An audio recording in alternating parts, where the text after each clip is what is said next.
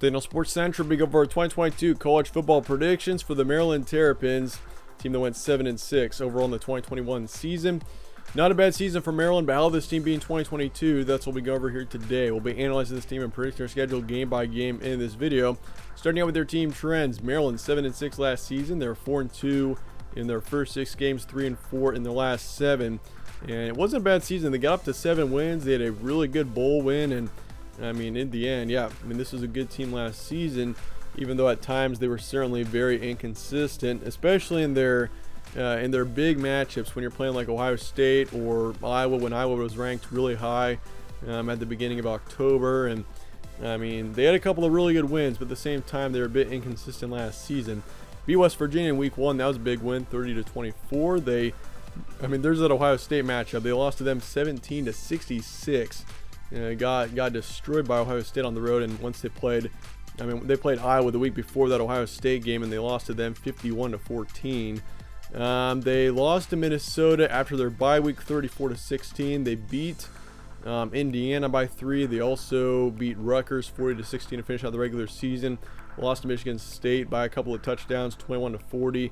So I mean, once again, it's kind of the theme of the season for Maryland. Was this team was, they got it done. They got to a bowl game, played pretty well, but when it came down to your big matchups, this team really didn't have any major wins last season, any major upset wins, except for that was a very dominant win over Virginia Tech in the Pinstripe Bowl. 54-10 was the final score there. So certainly, at the end of the day, not a bad season for this team, going 7-6. But looking forward to 2022 now. Looking at your roster preview going into next season, you got starting quarterback Talia Tagovailoa coming back, which last season he put up over 3,800 yards, 26 touchdowns, 11 picks, and a 69% completion rate. And those are good stats. He put up some impressive stats last season. He's definitely still got a very high ceiling, and I'm looking forward to seeing. He's definitely a very intriguing quarterback. We know how Tua, he's now in the NFL, and certainly he's on the rise. And Talia, he's on his way to getting up there. He's definitely on a different level, and they're two totally different players. But Talia's definitely got potential, and I feel like going into next season, he is a player to really keep an eye on because, his stats, he was a bit inconsistent in 2021, but there is tremendous potential here. 3,800 yards, a 69% completion rate. He threw a few picks for sure, which definitely were crucial in some situations, but in the end, he's definitely got tremendous upside going into next season. The running back position, Tan Fleet Davis is gone, your top running back from last season. He put up over 1,000 yards, 9 touchdowns. That's one of the main losses that I'm concerned about with this team, but at least you got your second running back, Colby McDonald, coming back to kind of fill that position. Last season he put up over 300 yards.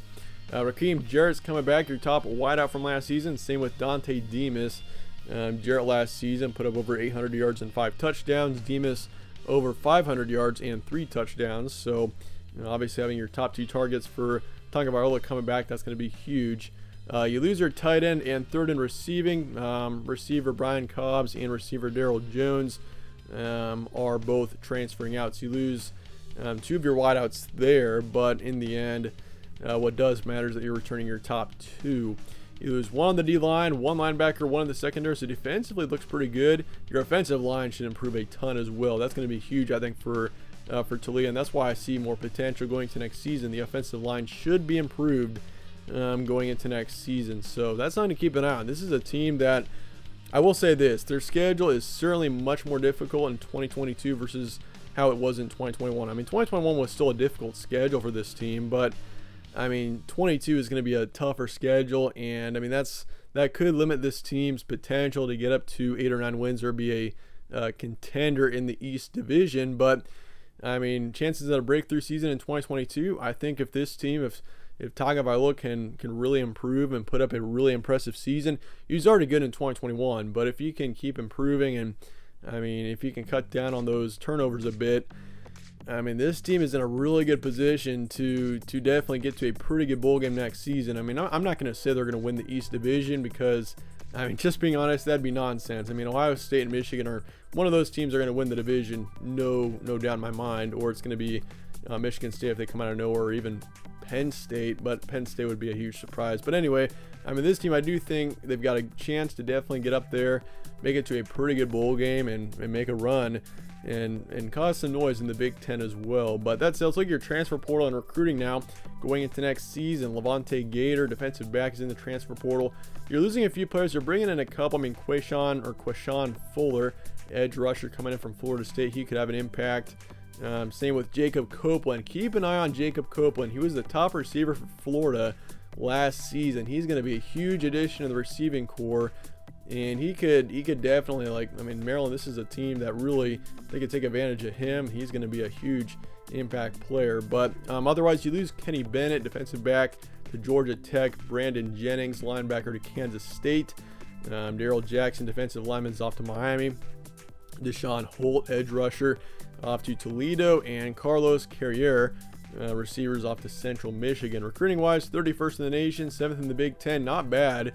You got 4 4-stars coming in, then 17 3-stars. So this team is, Maryland's on the rise right now. They're definitely, I mean, this is a team that I feel like, I mean, they got tremendous potential going to next season. But looking at your schedule now, I mean, this is where I say, I mean, it's gonna be tough for this team. Your crossover games into the West Division next season include, it looks like, Purdue, Northwestern, and Wisconsin. Northwestern, I don't think Wildcats are going to be too terribly good next year, but Wisconsin and Purdue are my top 2 projected for the Big Ten West next season. So you got to play 2 of the top teams from the West. Plus, I mean, obviously Michigan State, Ohio State, all going to be really good next season, I believe, once again, especially Ohio State and Michigan. Good thing is you do have Ohio State at home this season, and you got Michigan State at home, even though you do play the Wolverines on the road. So potentially you could pull a big upset somewhere in there. And of course, your non-conference games, you got to play a road game at Charlotte and then SMU, which, I mean, SMU, they're a dark horse team. I mean, you want to take that game seriously, that's for sure. But looking at September here, you got Buffalo. I'm going to say that's an easy win. Not expecting too much out of them. You should take care of them by a couple of touchdowns. Charlotte, I'm going to put that game in yellow, but I certainly am going to favor Maryland there. Just because it's on the road in week 2, I will put that game in yellow.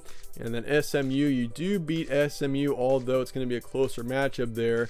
I mean, kind of an iffy game there. SMU is a pretty tough team in some years. They weren't very good last year, but they've had some really good seasons in recent history. And then Michigan on the road, you're going to lose to Michigan. I think the Wolverines next season are certainly a team to keep an eye on, to be a repeat Big Ten champion. I wouldn't be surprised if they once again got to the Big Ten title game. I'm picking Ohio State to win the East Division this season. They'll reclaim that title, but Michigan won't be far behind. So you'll be 3-1 heading into October. Not a bad position. Michigan State, you lose to them, even though I think that is a very winnable matchup. You could very well pull an upset in that one.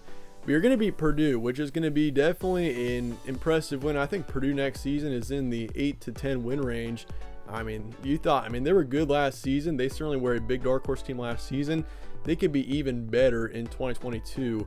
I mean, that team, it would not surprise me one bit to see a Purdue-Ohio State Big Ten championship next season. As a Purdue, keep an eye on them. You're going to beat them, though, which would be a huge win. You got them at home. I think you pull that one off. And then you lose to Indiana on the road, which that may be a confusing loss, kind of one of the more confusing ones. Indiana next season, they're not going to bottom out like they did in 2021, though. I mean, 2021, that was a shocker seeing that team be as bad as they were. They were expected to be a potential dark horse contender in the conference. I mean, and it turns out they went, I don't know if it was 2-10 or 3-9. I think they went 2-10 last year, which is horrible.